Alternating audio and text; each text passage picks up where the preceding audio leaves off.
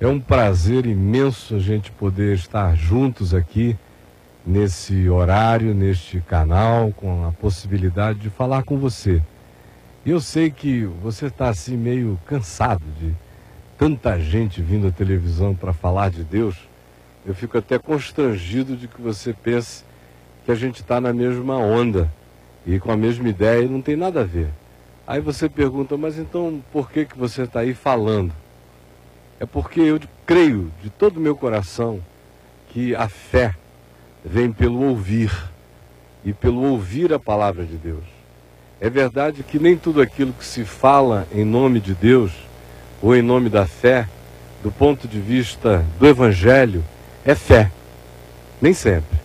As pessoas às vezes estão falando muito de Deus, enchem a boca, Deus sai com uma fartura enorme da boca, fala-se muito em fé, mas do ponto de vista daquilo que o Evangelho chama de fé, aquilo ali teria que ser definido como crença ou como qualquer outra coisa. E aliás é sobre o significado de fé do ponto de vista do Evangelho, é o que eu queria falar com você. E eu queria que você prestasse toda atenção, me desse esse tempo e disponibilizasse o coração, os seus sentidos, com a sua melhor boa vontade, porque eu tenho certeza que se você acolher o que vai ser dito com um coração carinhoso, alguma coisa muito boa pode iniciar. É uma semente que a gente planta e ela vai sendo regada e cresce e dá fruto, conforme Jesus prometeu. Ele disse que o anúncio da palavra do Evangelho é como uma semente que cai no chão. Dependendo da qualidade do chão, ela pode produzir fruto, ou ela pode simplesmente ser roubada, ou ela pode produzir alguma coisa rápida, mas se encontrar dureza por baixo, não vai a lugar nenhum, ou ela pode ser sufocada pela concorrência dos múltiplos interesses. Mas se encontrar um chão limpo, úmido, com humus, com boa vontade, com desejo de agasalhar aquela palavra, aí ela produz muito fruto. E é nessa promessa e nessa certeza espiritual que eu estou falando com você.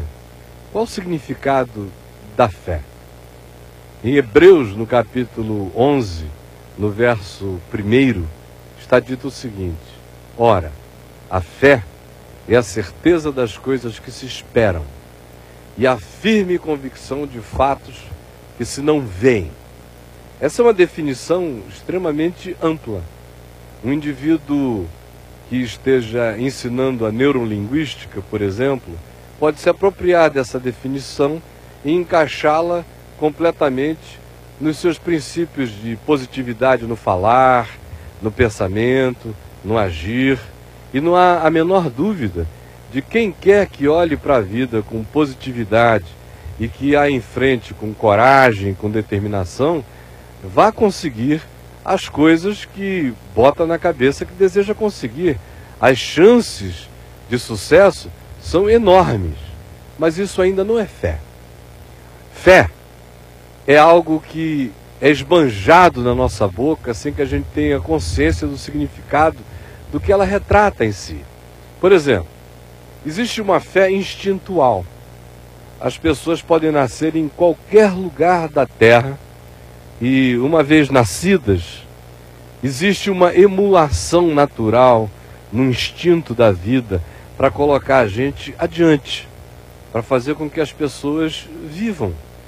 Há uma pulsão, parece que acompanhado do próprio ato de ser, da vida em si, ela carrega essa obstinação que leva adiante. A gente vê isso nos processos naturais. Quando um cataclismo acontece, a gente tem notícias, por exemplo, de quantas vezes a Terra já foi destruída no passado por asteroides, com explosões de uma magnitude enorme, em que aparentemente a vida teria sido destruída, mas ela sempre dá o seu jeito de prosseguir. Ela carrega uma obstinação imensa nela mesma. Ela se adequa, ela se adapta, ela se reencontra, ela acha veios novos, ela vai se impondo, porque ela carrega dentro de si mesma essa vontade de ser. E nesse sentido, todo ser humano só vive porque carrega essa fé instintual, que diz que amanhã o dia pode ser melhor, de que a semente plantada pode dar fruto, de que o filho gerado pode nos fazer bem, de que o casamento pode nos alegrar, de que o trabalho pode nos fazer provisão.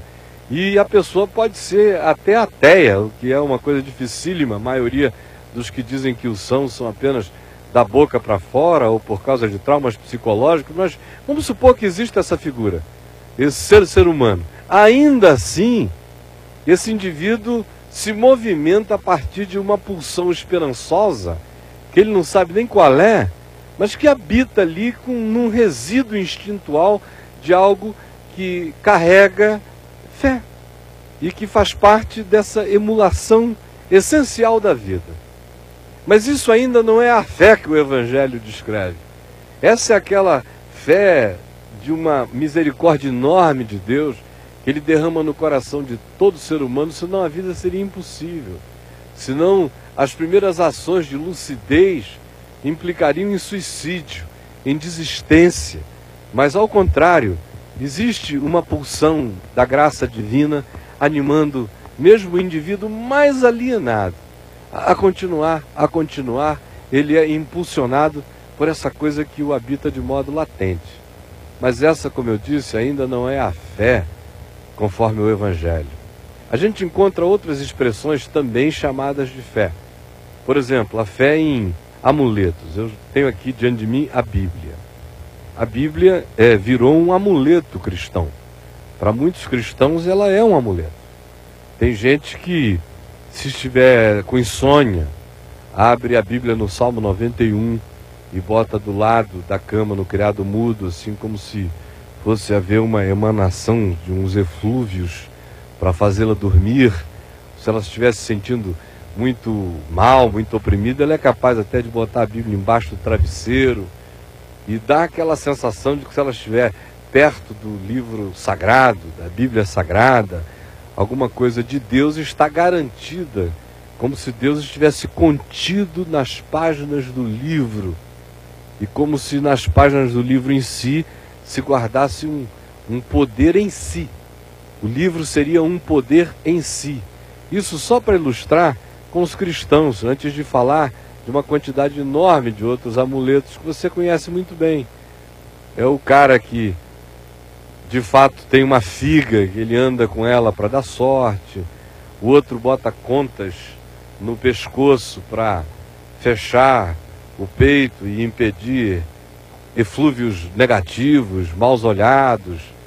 Outros chegam a fazer um despacho na esquina para ver se, por conta da concentração daquelas oferendas ali, daquele ato realizado, conforme uma determinada crença, uma proteção garantida. E nesse bojo aí vem as superstições. O cara que não passa embaixo de escada, o cara que bate 3 vezes em algum lugar, que isola as malignidades. Isso dá uma sensação de que ele se protegeu. E aí o elenco desses amuletos é infindável. Você sabe do que eu estou falando e de quais são os seus. Eu comecei com a Bíblia apenas para mostrar que até a Bíblia pode se transformar num amuleto em si, em alguma coisa que acontece extremamente paganizada, numa relação idolátrica com o livro e que o interpreta de um modo extremamente pagão. Existem outras manifestações também chamadas de fé. Por exemplo, a fé nas pessoas virtuosas que morreram e que a gente chama de os nossos santos. Então o indivíduo tem lá a simpatia dele por um santo, por uma santa, e o panteão desses santos tem uma especificidade extraordinária. Tem aquele que socorre as causas perdidas, tem outro que socorre os problemas afetivos e sentimentais, tem outro que acaba sendo o santo dos milagres empresariais, tem outro que socorre as mulheres viúvas, outro que socorre as que são abandonadas ou deixadas, outro que vem de fato e se carrega para ele a expectativa de que numa circunstância específica da vida ele é o santo apropriado para operar o milagre da necessidade, conforme a angústia e a carência da pessoa. E aí, como eu disse, tem uma especificidade enorme de santos nesse panteão de crenças. E há uma quantidade enorme de pessoas que vivem em função disso. E alguns têm os seus prediletos mesmo. O indivíduo beija aquilo ali. Estava vendo a apuração do carnaval e o cara ali com o santinho dele na frente dele, cada voto que saía para a escola de samba dele, dava um beijo gostoso do santo e dava aquela torcida e tal. Ele chama aquilo de fé. E de fato ele projetou a esperança dele para aquele objeto que supostamente se conecta a um poder superior e que, em sendo ativado por essa crença, vai simpatizar com a causa do indivíduo e vai se solidarizar com ele. Muita gente chama isso de fé, mas ainda não é a fé conforme o Evangelho. Existem também aqueles que dizem que têm fé em Deus, mas ainda não é a fé em Deus conforme o Evangelho. Que fé em Deus é essa, que é supostamente em Deus, mas que não é ainda conforme o Evangelho? É aquela fé num Deus que existe fora da gente. Sabe? Um Deus está por aí, ele não é visível aos olhos, mas a gente o concebe acima das estrelas, das galáxias, habitando um lugar muito alto, mas um lugar ainda. É um Deus lugarizado. É um Deus que a gente não vê porque está muito acima, mas deve habitar algum lugar.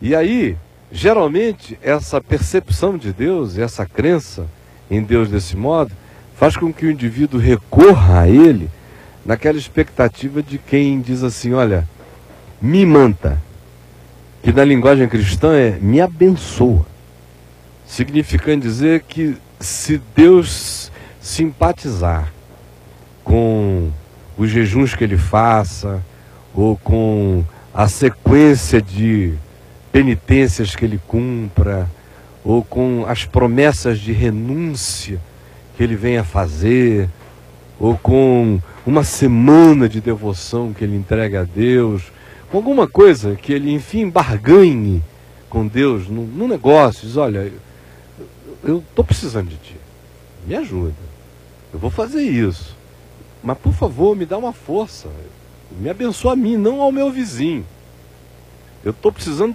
ganhar esse lugar no meu trabalho. Aí ele pede a Deus que cometa uma contravenção, né? Que faça o sujeito que ocupa o lugar lá que ele almeja adoecer, ou pisar na bola, ou se divorciar e perder a cabeça, e passar a render menos no trabalho, e ele vai herdar aquele lugar ali com uma alegria enorme de que foi Deus que deu aquilo para ele, e assim ele segue, e assim ele vai. E a maioria das pessoas que dizem crer em Deus tem essa fé em Deus, num Deus objetítico, fora delas, que serve, que é útil para dar uma força. É esse Deus que a gente diz assim, meu Deus, sem o poder de Deus nessa eu não vou. É o Deus que chega para dar uma força, para abençoar o cara e mantá-lo de maneira mágica para ele seguir o seu caminho de vitórias. Agora existe uma outra crença ainda, também relacionada à pessoa de Deus. E que crença é essa? É daquele indivíduo que acredita, de fato, no poder das barganhas com Deus. E hoje em dia, nós estamos cercados por essa coisa toda, onde quer que a gente vá. Isso ficou tão forte, ficou tão grande, que tem gente que nem mais concebe a vida de modo diferente. A única maneira que as pessoas têm de entender a relação com Deus é desse modo. E aí surgem igrejas e igrejas, lugares e lugares que oferecem às pessoas uma determinada mecânica espiritual, e se você crer na mecânica em si, supostamente ao final do prazo no qual aquele mecanismo inteiro foi vivido de ponta a ponta, o resultado almejado será obtido. Então se está falando, nesse caso, de um Deus que obedece a uma determinada mecânica. Se você cumprir aquele processo, viver aquele rito, entrar naquela campanha, der dinheiro para aquela causa, se ele colocar os recursos dele naquela coisa, e se ele cumprir tudo quanto ali foi apresentado como sendo a mecânica que vai acionar o poder de Deus, ele vai conseguir as coisas que ele pretende. E como eu disse, iniciando essa minha fala, até o ateu determinado vai conseguir o que ele quiser, na maioria das vezes. Ele não vai ter poder para curar a si mesmo, não vai ter poder para pacificar algumas coisas na vida dele, no coração dele, mas para alcançar objetivos externos, meu Deus, determinação, coragem, trabalho e obstinação produzem resultados extraordinários.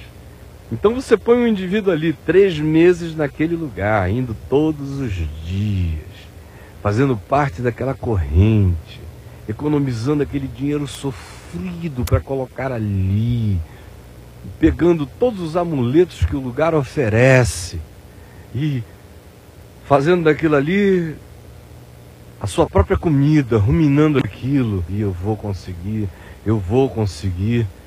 Meu Deus, aquela concentração mental em si, naquele objetivo pretendido, já é em si algo que carrega um poder enorme.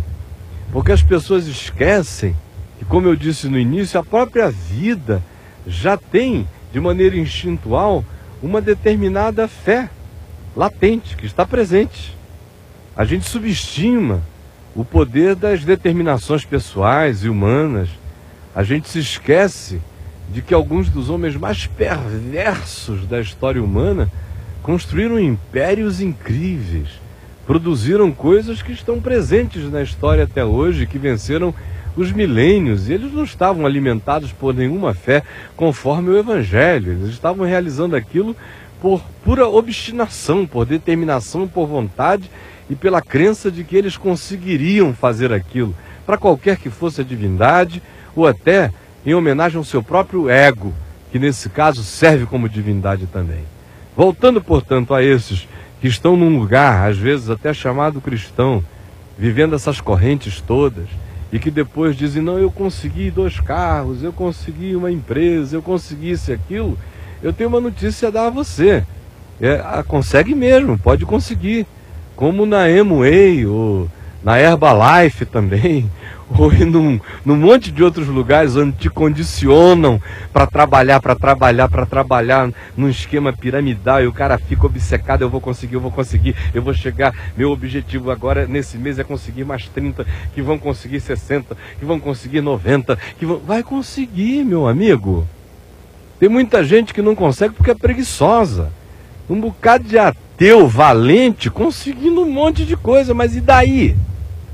E daí? A minha pergunta é, e daí? A pergunta que eu quero te fazer é, e daí? Porque Jesus disse que o homem pode ganhar o mundo inteiro. Quando ele disse que o homem pode ganhar o mundo inteiro, ele estava dizendo que o homem pode ganhar o mundo inteiro, você entendeu? Não é preciso ter nada especial, não. O homem pode ganhar o mundo inteiro, cara. Você entendeu o que Jesus disse? Jesus não esvaziou o poder do homem. Ao contrário, ele disse que tem um poder extraordinário no homem que pode ser malévolo e perigoso. Ele só perguntou o que adianta. E daí? Ganhar o mundo inteiro e perder a alma. Aí você diz o seguinte, poxa, mas como é que alguém pode perder a alma estando assim, tão atolado em Deus o tempo todo? Com tanta religiosidade, indo para lugares em que se fala só em Deus e em Jesus, cumprindo aquele monte de ritos, fazendo aquilo tudo, e perder a alma? É exatamente isso, perder a alma. E não fique assustado comigo. Eu estou aqui com uma boa notícia a lhe dar. Mas pode perder a alma. Sabe como? É porque todas essas manifestações de fé são para fora. Todas elas são para fora. Elas têm a ver com conquistas terrenas. Elas têm a ver com aquisição de bens. Elas têm a ver com construções, pedras e pirâmides. Elas têm a ver com uma empresa que o cara quer ter na mão. Elas têm a ver com empreendimento. Elas têm a ver com um amor a ser conquistado. Elas têm sempre a ver com um objeto a ser adquirido. Elas são sempre lá de fora. Até o Deus dessa fé é externo ao indivíduo. É um Deus que, se você quiser ser honesto, você vai ver que toda vez que você mesmo pensa em Deus, você pensa em alguém que está fora de você e em cima. Muito, muito, muito acima. Esse Deus que está fora de você e acima, e que você supõe que esteja atrelado a alguma mecânica espiritual, que se você cumprir aqueles ritos, ele vai favorecer você, esse Deus, entre aspas, e que é muito mais um foco mental, é muito mais um foco de determinação, onde você diz assim, eu estou aliado a ele, e ele está aliado a mim, porque a gente fez o pacto, eu cumpri a corrente da fé, e agora Deus está obrigado a me abençoar, e ele chega a dizer assim, o Senhor está obrigado a me abençoar. E tem aqueles que dizem, eu determino que o Senhor vai me abençoar. Isso tudo realiza coisa só pro lado de fora. Não realiza nada para dentro, nada, a alma continua intacta e perdida. E mesmo aqueles que confessam o nome de Jesus e que recebem um batismo, isto e aquilo, ainda estão fazendo coisas pro lado de fora. Porque eles não querem se perder como os outros. O melhor resultado dessa fé, sabe qual é? É gerar o cara que se jacta de ser salvo no mundo de perdidos. Então ele diz, agora eu creio em Deus, eu recebi o batismo, eu sou salvo e os outros são os perdidos. Mas a alma dele não foi afetada, até porque essa salvação da alma que foi oferecida a ele é uma coisa que apenas parece que bota uma marca, bota uma etiqueta na alma dele escrita salvo e larga a alma miserável dentro dele, com angústias, aflições, perturbações, ansiedades, medos, inquietações, invejas, ciúmes horrorosos, vontade imensa de competir, o próximo é um inimigo. Ele, dentro dele ele continua cheio de tudo que é ruim, de tudo que é rapina. Ele é capaz ainda de desejar o mal, ou de amaldiçoar, ou de usar a própria fé contra o outro, dizendo, Deus vai me vingar, Deus vai me vingar, tenho fé em Jesus que ele vai me vingar. Isso é uma macumba, se você quiser chamar, chame de boa cumba, mas é horrível. A genuína fé é aquela que gera confiança, é aquela que de fato crê no amor de Deus por nós, é aquela que sabe de todo o coração que nada pode nos separar do amor de Deus, que nem vida, nem morte, nem coisas do presente, nem do porvir, nem altura, nem profundidade, nem qualquer criatura, sejam elas humanas, demoníacas ou de qualquer outra natureza, nada pode de fato nos separar do amor de Deus que está em Cristo Jesus. Quando essa fé se instala na gente, e ela se instala quando você tem um discernimento simples. Sabe que discernimento é esse? É que de fato, quem ama nessa vida não sou eu, quem ama é Deus. Não sou eu que tomo iniciativas em relação a Deus, Deus é que as tomou em relação a mim. Foi Deus que amou o mundo de tal maneira que deu o seu Filho. Tudo provém de Deus. Deus é o maior interessado em mim. E a resposta dessa fé é a entrega do ser. Adquirir carros e casas e bens. Jesus disse que quem busca primeiro o reino, as coisas essenciais da vida são acrescentadas. E Ele mesmo, conforme a bondade dele, há de fazer por nós, conforme o que seja necessário. Mas a fé genuína é uma entrega do ser. Porque o indivíduo tem que experimentar salvação para a alma. E salvação para a alma não é fazer parte de uma estatística religiosa jactante de salvos que olham para o mundo e dizem que estão todos perdidos, enquanto ele, na sua jactância, vive o inferno no coração. E essa fé produz paz. Paz com Deus por meio de nosso Senhor Jesus Cristo. Sereno o coração. Dá segurança para a alma, para a mente. Ensina o indivíduo a viver. Começa a produzir dentro de você frutos de vida. Não é apenas alguma coisa que estoca você para a eternidade, que dá para você uma espada beligerante em nome de Deus para conquistar o mundo. Não. Ela ensina o caminho da vida. Ela coloca dentro de você uma vereda limpa e plana. Ela apazigua a sua alma com Deus e com você mesmo. E ela dá um olhar diferente para você. Começa a fazer você olhar para a vida com misericórdia, com amor, com graça, com bondade, o que vai serenando o seu coração. Cessam as guerras interiores, cessam os medos, não tem mais barganha com Deus. Você agora sabe que Deus é seu Pai, você confia, você tem uma relação segura com Ele, estável em Jesus, e você sabe que se Deus é por você, quem é que pode ser contra você? E essa fé, ela não olha para Deus como alguém distante, longe, acima da cabeça. Ela sabe que Deus habita o coração. Porque os céus dos céus não podem contê-lo. Mas Ele habita com o quebrantado e o contrito de coração. Então, quando eu falo com Deus, eu não dou um grito desesperado para cima das estrelas. Eu sussurro para dentro. Ele me habita. Ele mora em mim. Eu confio nele. Jesus disse que aquele que cresce nele, ele viria para essa pessoa com o Pai, e ele e o Pai fariam nele morada. E eu creio, me tornei morada de Deus. E isso me dá paz. Essa é a fé que vence o mundo. Com essa fé vem todas as demais coisas. Mas com as outras expressões de fé, que nem de fé deveriam ser chamadas, mas apenas de crença, não vem essa paz que excede a todo entendimento. Por isso, se você colocar o seu coração na fé genuína, conforme o Evangelho, as demais coisas se seguirão. Mas se você optar por qualquer outra daquelas manifestações de fé que são apenas crença, você pode até conseguir os resultados almejados, mas o coração continuará não pacificado e a alma continuará angustiada, aflita e perdida em você. Eu quero de todo o coração que o Espírito Santo ilumine você para entender o que eu falei. Eu espero que você tenha entendido. E eu espero que você pegue o Evangelho, comece a lê-lo. Pega o Evangelho e leia o Evangelho, vá lendo.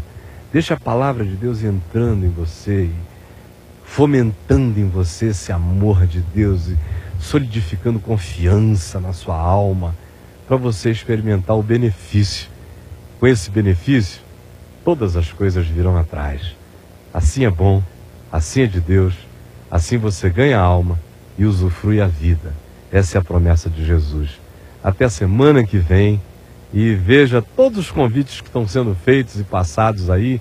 Visite a gente no Caminho da Graça e no site www.caiofabio.com. Deus abençoe você. Até a semana que vem.